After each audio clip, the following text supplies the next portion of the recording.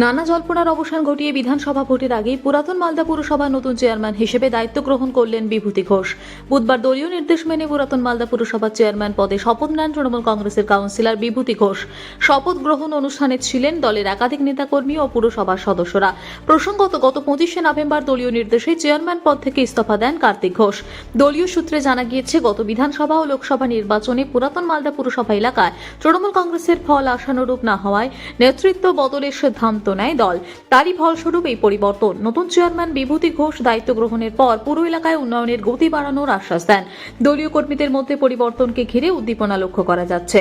বিধানসভা ভোটের আগেই নেতৃত্ব বদল পুরাতন মালদা পুরসভা এলাকায় তৃণমূল কংগ্রেসের রাজনীতিতে কতটা প্রভাব ফেলে এখন সেটাই দেখার। মালদা থেকে হরেন চৌধুরীর রিপোর্ট, বাংলার কথা।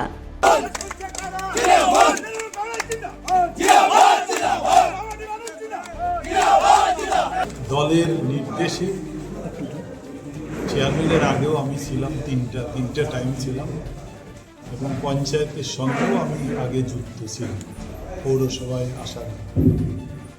আজকে আমাদের 20 জন কাউন্সিলর সবাই এখানে উপস্থিত ছিল।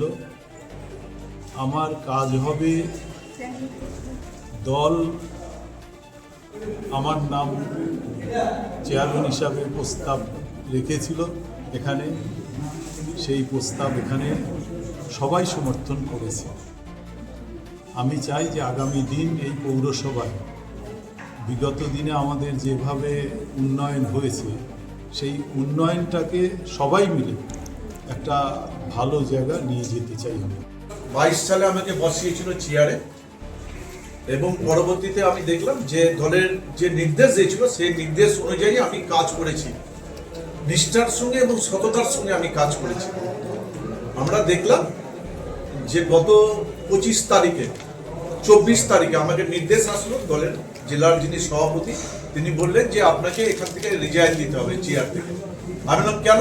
বিভিন্ন কারণ বলেছে। যাই হোক, গোটা জেলাতে ফল খারাপ হয়েছে, আমি কোট করছি না।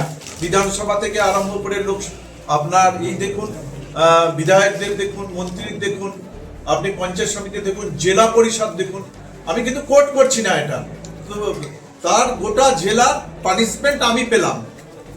যাই হোক, মানুষ এটা হতাশ হয়েছে, মানুষ ভালোভাবে মেনে নেয়নি, কিন্তু দিনের শেষে দল যেটা নির্দেশ দিয়েছে সেই দলকে মান্যতা দিয়ে আমি রিজাইন দিয়েছি।